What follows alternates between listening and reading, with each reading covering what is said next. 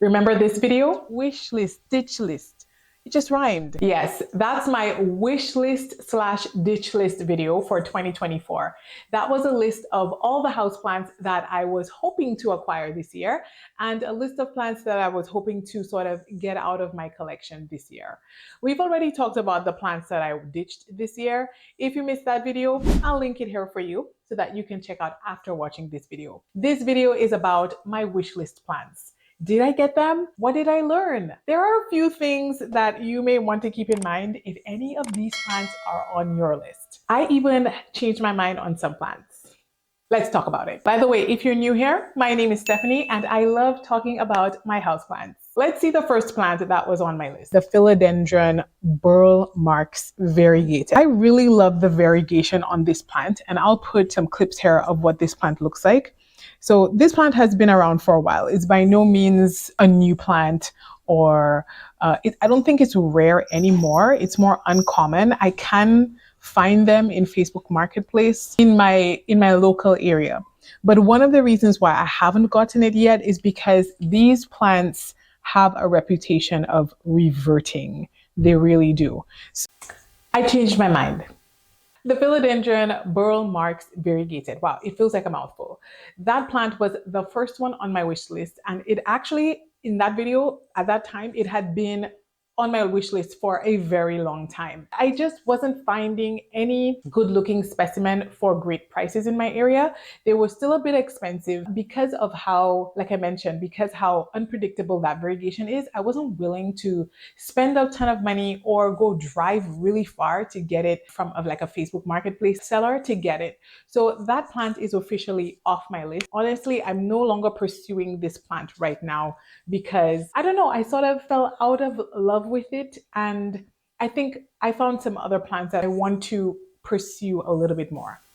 Let's see what I wanted next. The Hoya Sigillatis Borneo. So there's a very silver version of this plant that I've been able to find on social media. And the reason that this one is on my wish list is because many of the Hoya that I currently have in my collection are very wide-leafed, broad Hoya. It's something that I don't currently have. So I would love to see that diversity in my collection. I just really love the way this plant looks. It's just a little bit unique. The Hoya Sigillatis Borneo. I've got it now. For some reason, I just couldn't get it at that time. And yes, I did get that plant. And this is what it looks like right now. This plant, I was very excited to get it. And when I first got it, the grower told me it didn't grow very much for her. And when I got it, I actually just put it in direct sunlight. I sprayed it down with my mix, maybe just in case anything was on it that was preventing the growth. And immediately it started pushing a bunch of new leaves for me. So I think all of the leaves from here up are in my care. And I do like it a lot.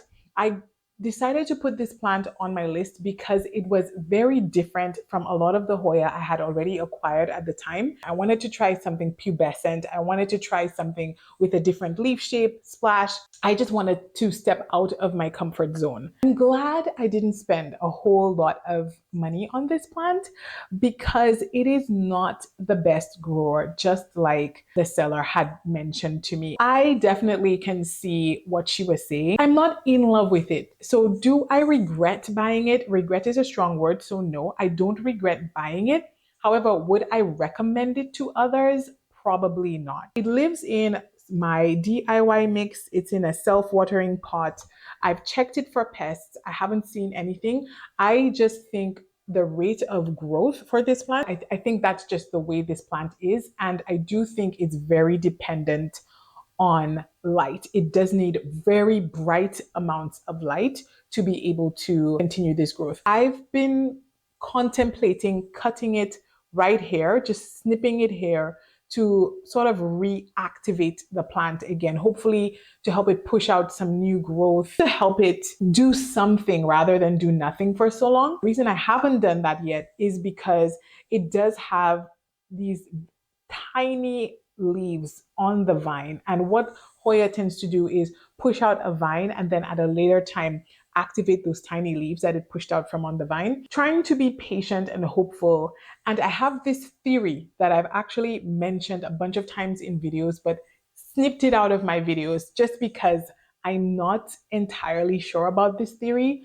But I believe that there exists plants that prefer, well, actually all plants prefer the sun over grow lights, but there exists plants that will not grow under grow lights. They just prefer sun. I do think like the ficus plants are like that, like Ficus burgundis, Ficus tenekis, and I believe this is one of those plants because the grower had it under grow lights and it did nothing for her.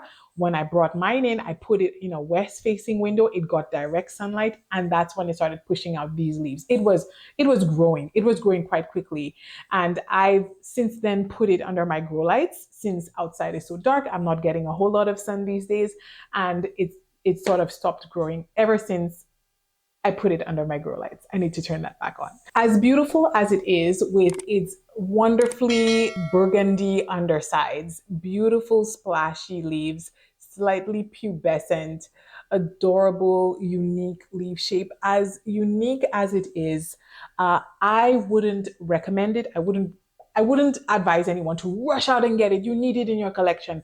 Obviously, it's subjective, but we all have something in common when growing plants. We want to feel success. We want to feel like we're getting somewhere. We want to see our plants grow. We all have that in common despite our different preferences. So with this plant, sometimes it can be hard to get that feeling because it's so slow growing. But if you're in a place with lots of direct sunlight, that's bright and sunny. I live in Canada, so that's limited for me. This plant may do a lot better for you. But that's my theory. And I'm not saying I'm the first person to say this at all. I'm just saying that's my observation. Direct sunlight over grow lights.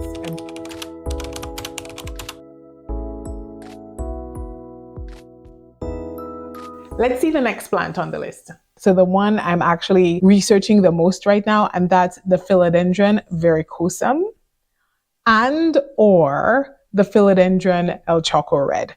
Okay, let me preface this by saying these type of big leafed philodendrons and anthuriums are all the rave right now. They just seem difficult.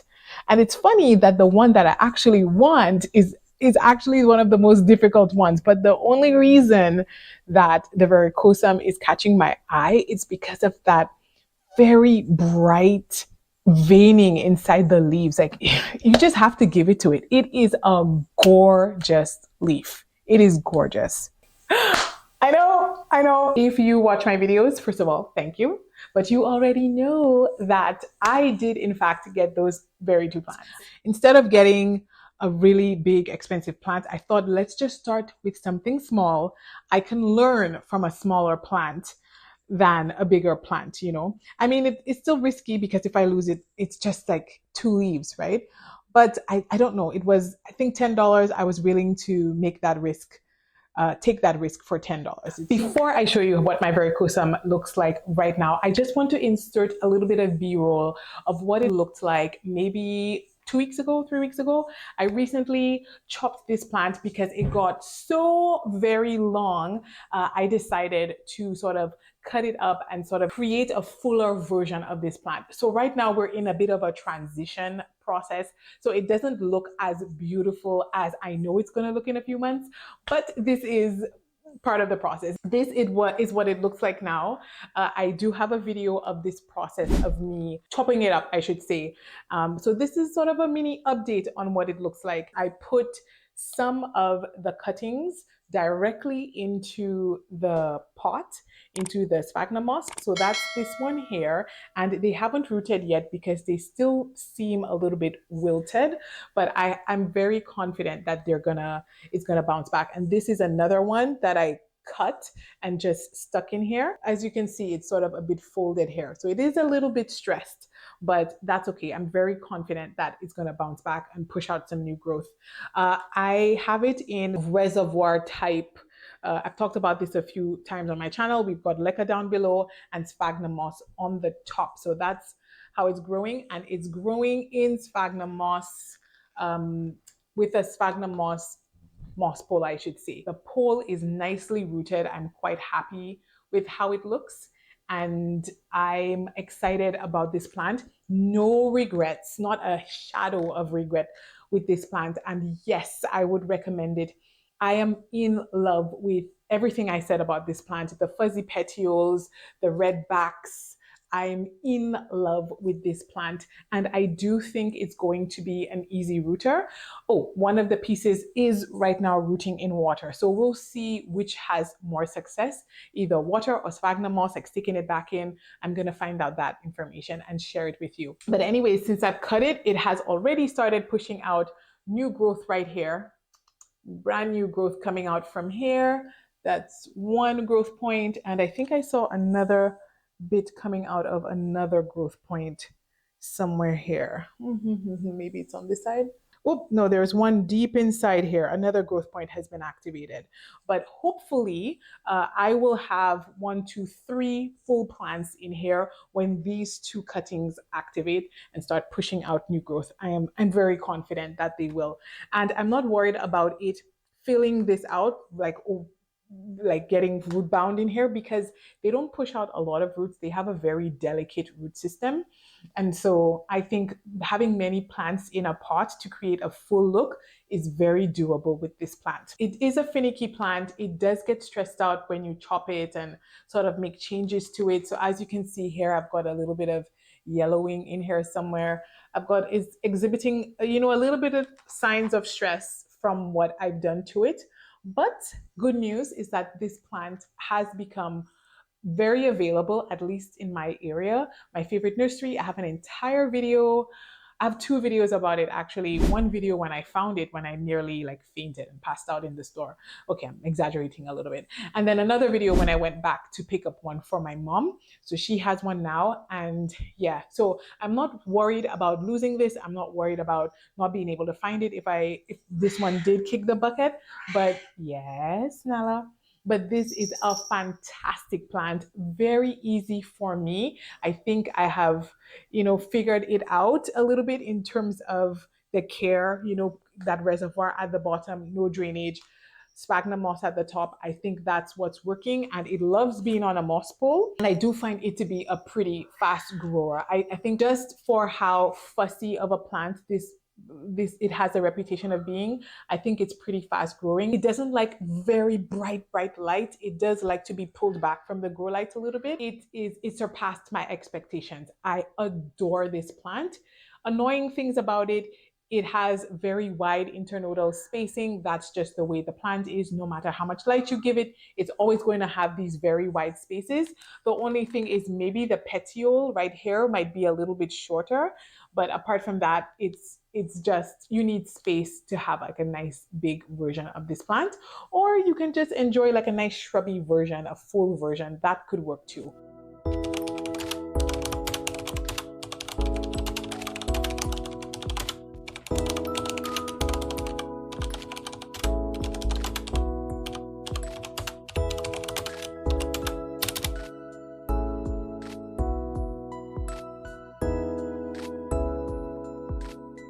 And the El Choco Red, that's a different story. It's a Philodendron El Choco Red.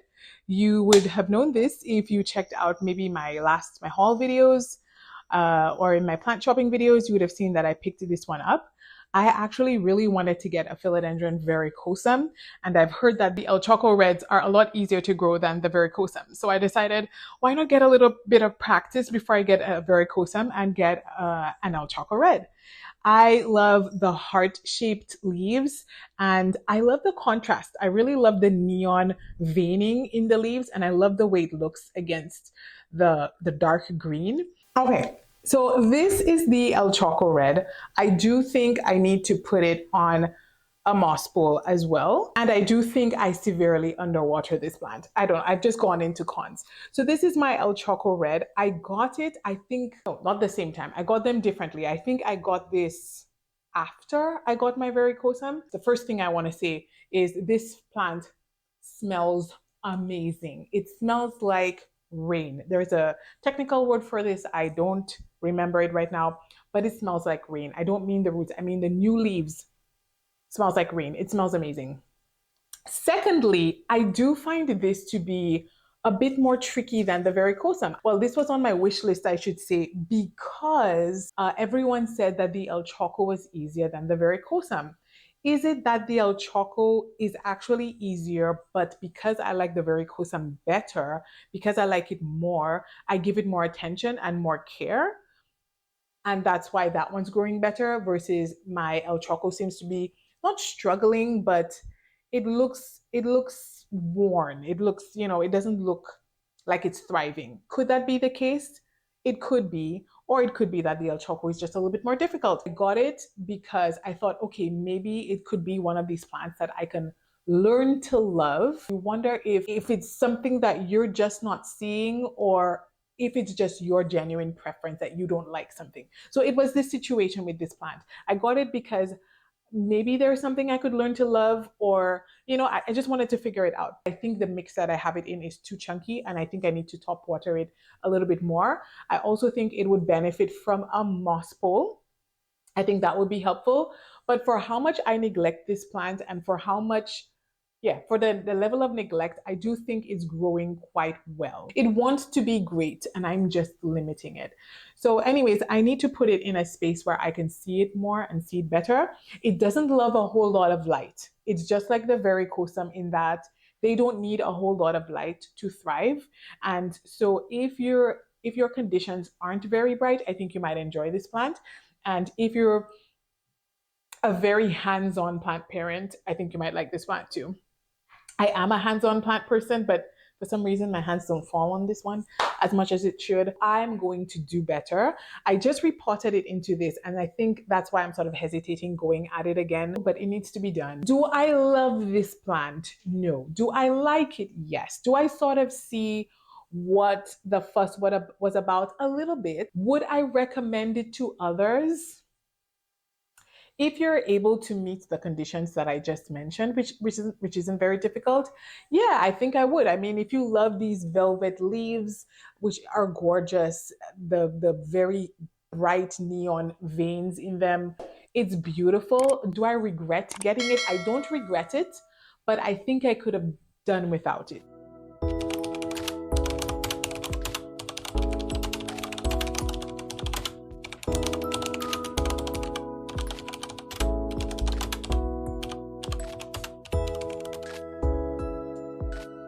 We're going back to Hoya now, and that's a Hoya Snowy Silver. It has these longer, pointier leaves. It's mostly silver, like a greenish mint silver with lots of speckles and splashes of green on them. I love it. I really love it. I'm not sure if maybe the photos I'm seeing online make it look really edited. I'm not sure, but they look really nice, especially when the leaves are wet and glossy and shiny. They look really, really nice. Snowy Silver. And yes, I think I did get it. Yeah, that's what this is, right? This is my Hoya Snowy Silver. And what do I think? It's funny, wish lists. It's a funny thing.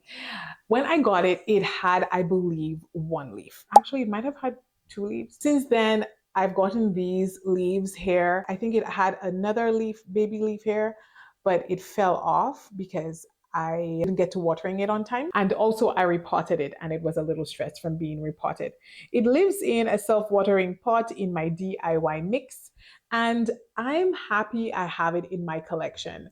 I'm not as thrilled as you can see. I think the Verrucosum might have been like the peak for me when it came to like the plants that I was so excited to get in my collection. I do appreciate this plant. I love it. I think I would love it a little bit more when it starts to grow a little bit more. I think when it starts to push out some new growth, thrive. Right now it's just surviving. And so maybe it's because I'm still trying to figure it out. I think at some point I should give it a clip right here because I'm not a big fan of bare spaces. And so it has this empty space here that I'm not a huge fan of.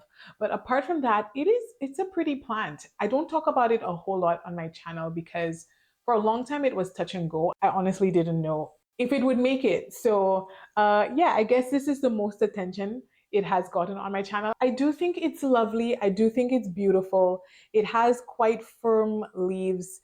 Beautiful specimen. Yeah, I have it sitting directly under the grow light. So it's getting high amounts of light. But again, with Hoya, this is an ongoing debate. A part of me says that Hoya need light to activate the variegation or the splashing. But another group of people might say, no, it doesn't. And here's a reason why they may say that, because this lives under the grow light and it has been living there for the longest time. And if you look here, this is not as silver or as splashy as this one. So how come? So obviously genetics does play a factor in it as well. I think it's a healthy combination of both. We're gonna see what happens with this leaf here. Of course, I'm glad I have it in my collection. I guess the growth wasn't what I expected. I'm not at the point where I feel very confident with it yet, where I can feel like, yes, it's thriving, I enjoy it, it's amazing. I'm not quite there yet. So I think that's why I'm not as excited as I could be.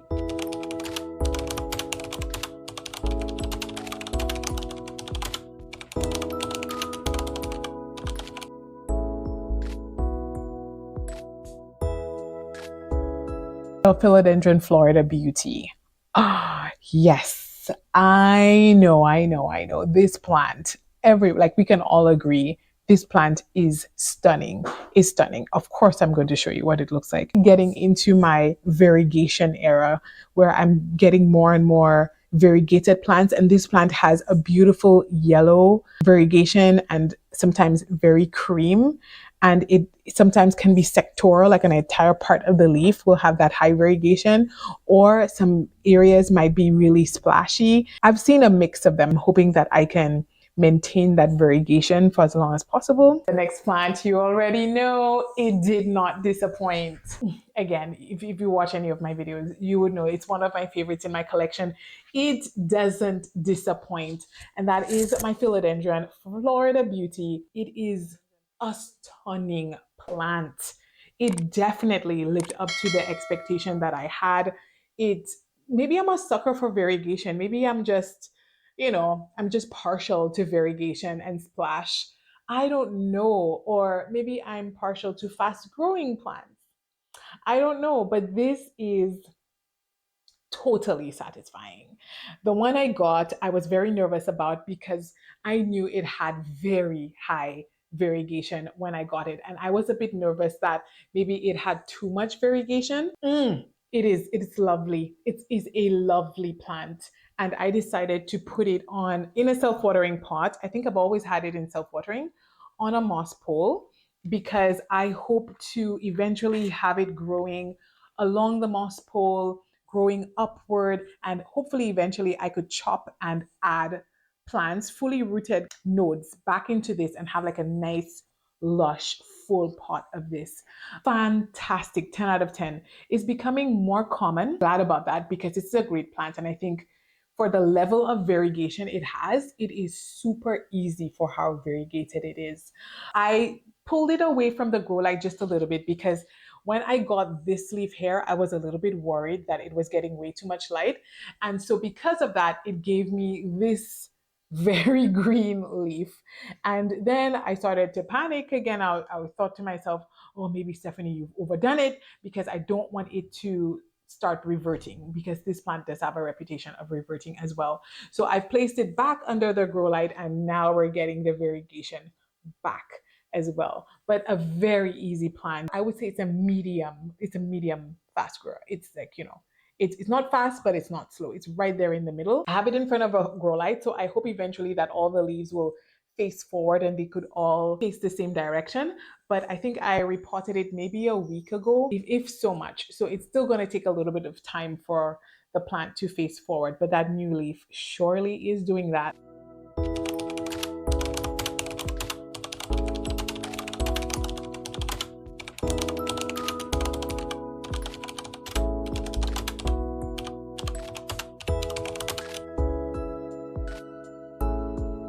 Another one that's on my wish list is a Hoya Crimson Princess.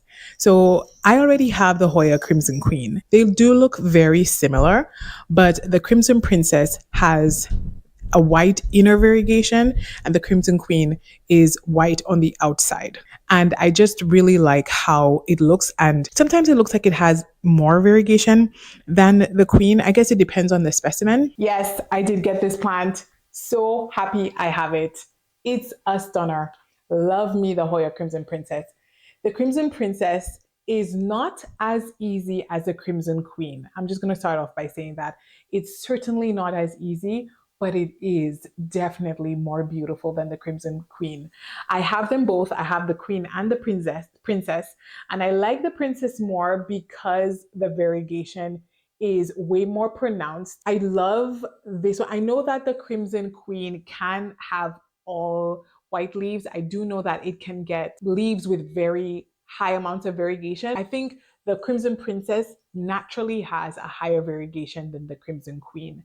And the Crimson Princess, it gets really sun stressed when those new leaves get high amounts of light. It's like, this pink, the pink, the pink is gorgeous. It's gorgeous. But yeah, I absolutely love this plant. Look at the top. Look at it. It's a stunner.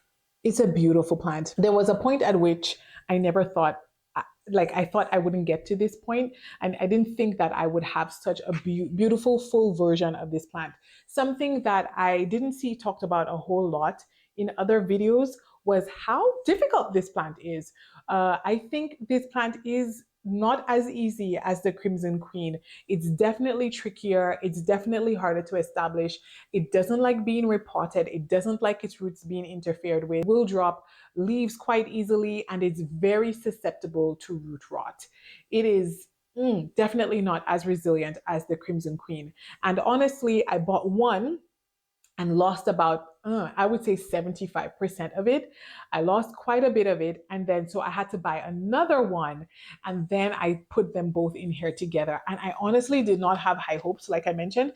And I may have the video of myself doing that, of putting them together. But finally, it is doing much better. It needs high amounts of light in order to not get root rot, because it is one of these plants that's like, it wants to be, it wants to get lots of hydration, but it doesn't want to stay wet.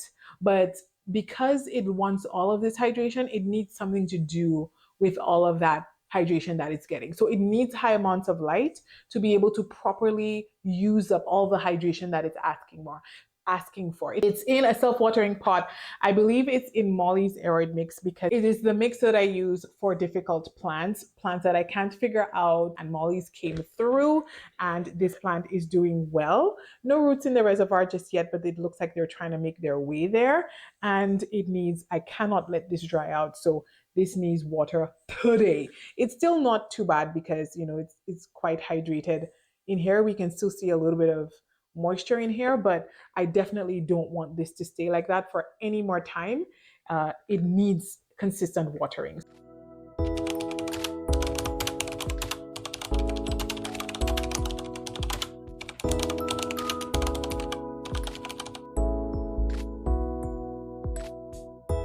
It's the Hoya Tequila Sunrise. So maybe I like and I'm interested in this Hoya because it is so elusive, because I don't see it that often.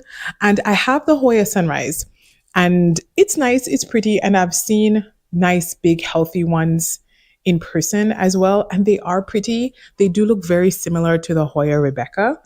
And yes, again, duplicates. It's not a duplicate, but they do look similar. The Tequila Sunrise, from what I've seen, and there are not that many pictures to go by online, seems to have bigger leaves, and they seem to be darker. The next plant on the list, as you saw, is the Tequila Sunrise.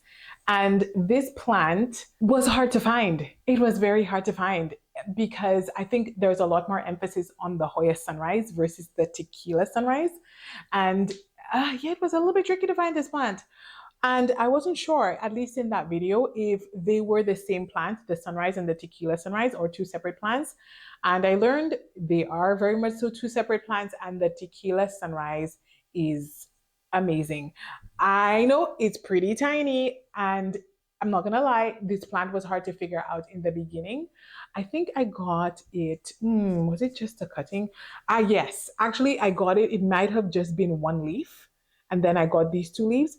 I wasn't exactly sure if it was a tequila sunrise. I wasn't very confident because a lot of the other plants that I got from that grower didn't fare well. So it could be that they struggled because I got the plants I got from that grower weren't the best. When this plant started pushing out new growth, I think the issue was I had it a little bit, I was underwatering it. So when I put it into self-watering and I finally started watering it a whole lot more, it finally started pushing out the leaves that were on the vines.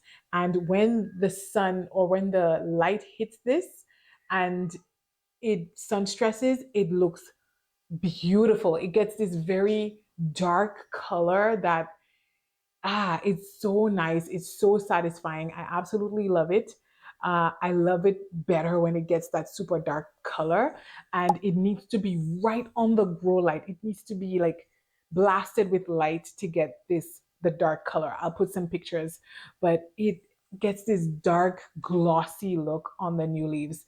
Not the fastest growing Hoya by any means, but I love this plant and I hope to grow it into a nice big full version that you would have seen in that video, in my wish list video. But yeah, it's a fantastic plant. I do think it's thirsty. Self-watering is the way to go. And yeah, it's not very fast. You got to be patient, or it could just be the specimen that I got wasn't the best. But either way, I'm just so happy to have it, and I'm excited about moving forward with it, and I'm excited about the new growth. But it's a nice plant. And just to show you the difference between the tequila sunrise and the sunrise, I think the similarity is only in name. So here is my regular Hoya sunrise that's finally starting to sun stress because it's under like a really hot grow light. But if you look here, you'll see that the tequila sunrise has bigger leaves.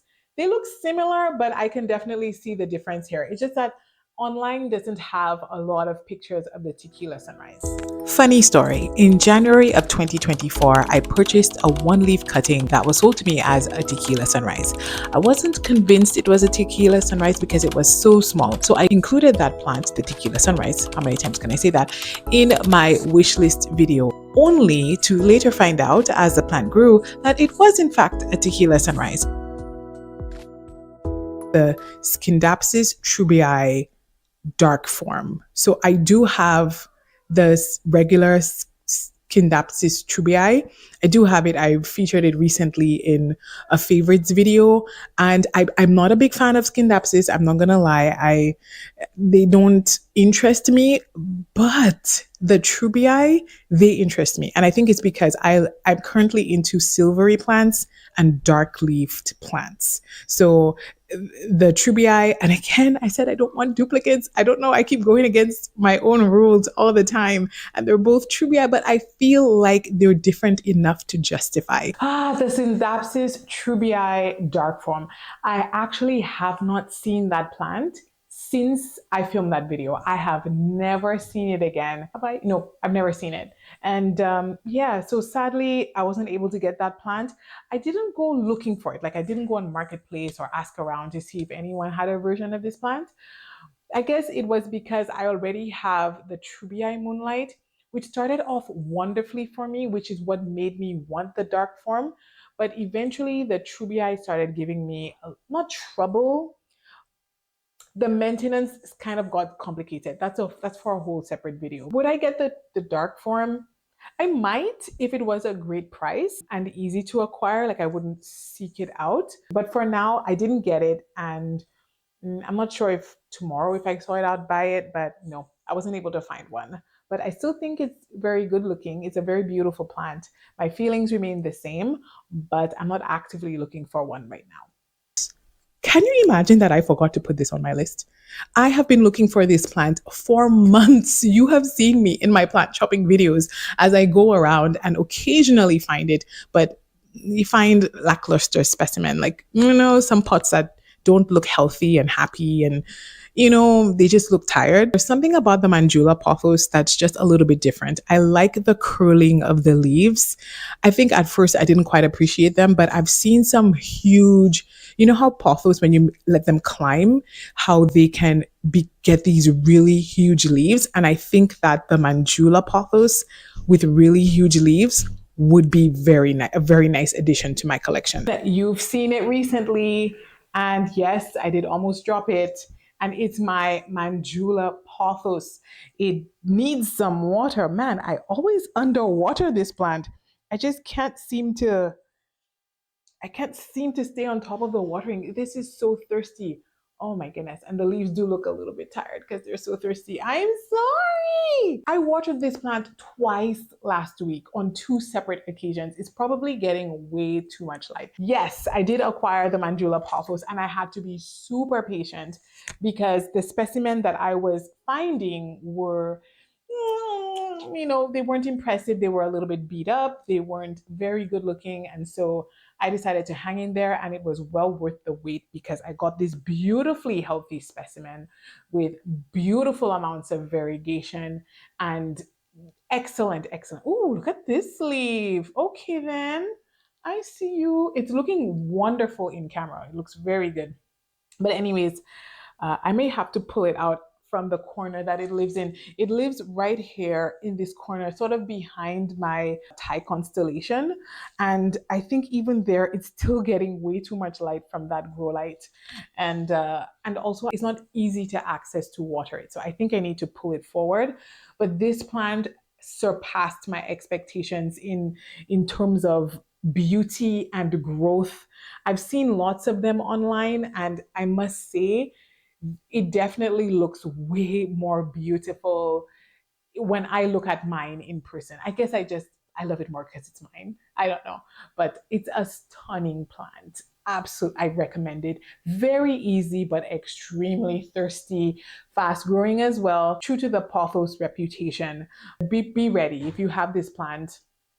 I don't even think a self-watering pot would suffice because it just explodes. It grows so quickly, and I plan on keeping it on this moss pole, so hopefully it'll keep sizing up, and then I will just keep chopping and extending and growing it from like the biggest parts of the plant.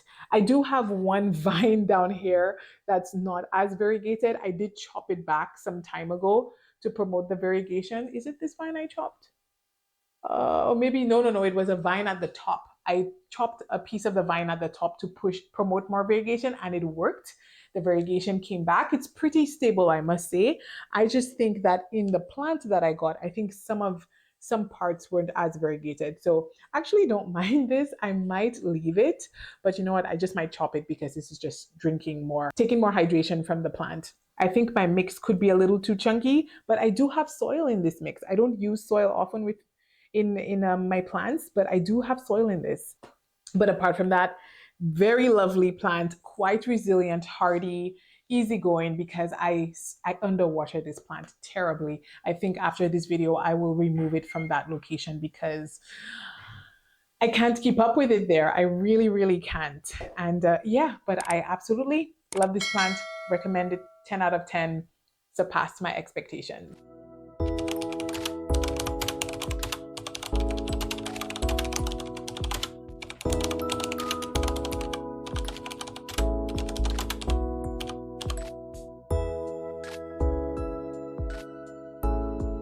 Wow, I did not realize that there were so many plants on my wish list. But yes, that is it for my wish list plants that I got for the year of 2024. Let me know, what did you think of my wish list? Did you like it? Do you have any of these plants? Are any of these plants on your wish list? Let me know what you thought down below. Again, thank you so much for being here. I appreciate the time you take to watch my videos, and I look forward to seeing you in the next one. Bye. Thanks again for watching. Here are some videos I think you might enjoy. A big thanks goes out to our channel Patreon members. There's Rachel and Carla in the Diamond Falls tier, Patricia in the Piton tier, and Lynn and Lainey in the Pigeon Island tier.